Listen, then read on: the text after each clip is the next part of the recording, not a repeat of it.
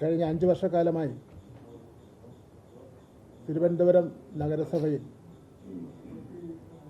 ഇടതുപക്ഷ ജനാധിപത്യ മുന്നണിയുടെ നേതൃത്വത്തിൽ രാജ്യത്തിന് തന്നെ മാതൃകയാകുന്ന വികസന പ്രവർത്തനങ്ങളാണ് നടത്തിയിട്ടുള്ളത്.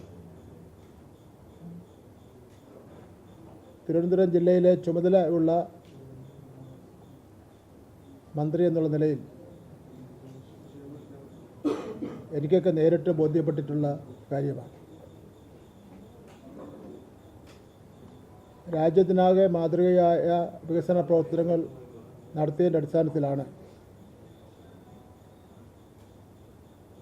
ശ്രീ രാജീവ് ചന്ദ്രശേഖരൻ്റെ പാർട്ടി നേതൃത്വം കൊടുക്കുന്ന കേന്ദ്ര ഗവൺമെൻറ്റിൻ്റെ നിരവധി അവാർഡുകൾ തിരുവനന്തപുരം നഗരസഭയ്ക്ക് ലഭിക്കുകയുണ്ടായി. സാർവദേശീയമായി തന്നെ നിരവധി അവാർഡുകൾ തിരുവനന്തപുരം നഗരസഭയ്ക്ക് ലഭിക്കുകയുണ്ടായി. അതൊന്നും മനസ്സിലാക്കാതെ നഗരസഭയിൽ അഴിമതി ആണെന്ന് തെരഞ്ഞെടുപ്പിൻ്റെ 3 ദിവസം മാത്രം ബാക്കി നിൽക്കെ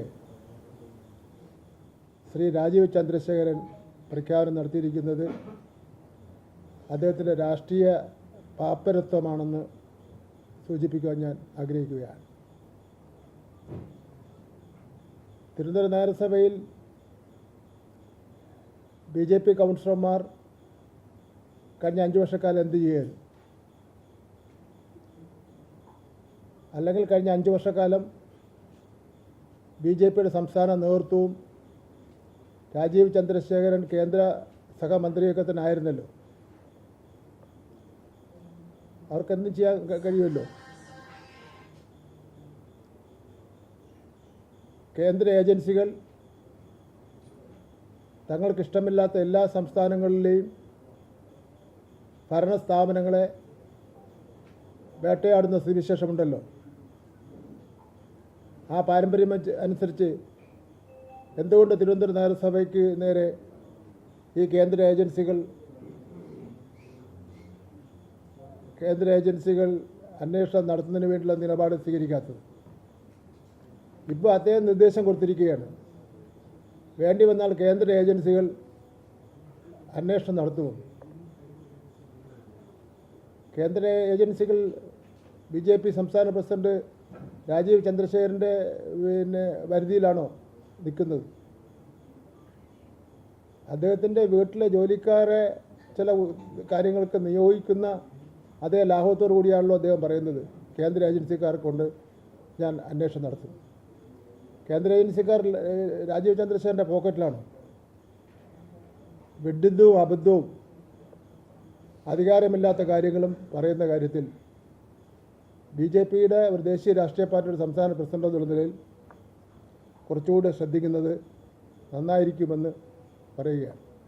ഒരു കാര്യം ചെയ്യട്ടെ, കേന്ദ്ര ഗവൺമെൻറ് തിരുവനന്തപുരം നഗരസഭയ്ക്ക് നൽകിയ അവാർഡുകളും അഭിനന്ദനങ്ങളും പിൻവലിക്കുന്നതിന് വേണ്ടിയുള്ള നിർദ്ദേശം രാജീവ് ചന്ദ്രശേഖരൻ കൊടുക്കട്ടെ കേന്ദ്ര ഗവൺമെൻറ്റിന്. അതല്ലേ ഏറ്റവും നല്ല കാര്യം, ചെയ്യാൻ കഴിയുന്ന ഏറ്റവും നല്ല കാര്യം. കാര്യങ്ങൾ പരാജയം ഉറപ്പായതോടുകൂടി അഴിമതി ആരോപണവുമായി രംഗത്ത് വന്നിരിക്കുകയാണ്. ആത്മഹത്യ ചെയ്ത കൗൺസിലർ അനിലിൻ്റെയും അതുപോലെ തന്നെ ആനന്ദിൻ്റെയും വീട്ടുകാരെ സംബന്ധിച്ചിടത്തോളം അവരിപ്പോഴും കടുത്ത ദുഃഖത്തിലും BJP നേതൃത്വവുമായി അതിർത്തിയിലുമാണ്. അതിൻ്റെയൊക്കെ അടിസ്ഥാനത്തിൽ എൻ്റെ മണ്ഡലത്തിലാണ് ഈ കാര്യങ്ങൾ നടന്നു എന്നുള്ളത് കൊണ്ട് അവരുടെ വീടുകൾ സ്ഥിതി ചെയ്യുന്നതിൻ്റെ അടിസ്ഥാനത്തിൽ ഒരു സ്പെഷ്യൽ ടീമിനെ വെച്ച് ഈ കാര്യം അന്വേഷിക്കുന്നതിന് വേണ്ടി ബഹുമാനപ്പെട്ട മുഖ്യമന്ത്രിയോട് ഞാൻ ആവശ്യപ്പെടുമെന്ന് എന്നുള്ള കാര്യം ഞാൻ വ്യക്തമാക്കുവാൻ ആഗ്രഹിക്കുകയാണ്. ഈ മരണങ്ങളെ സംബന്ധിച്ചിടത്തോളം, ആത്മഹത്യയെ സംബന്ധിച്ചിടത്തോളം ഒന്നും ഒരു കാര്യവും പറയുന്നതിന് വേണ്ടി ചന്ദ്രശേഖർ തയ്യാറാവുന്നില്ല.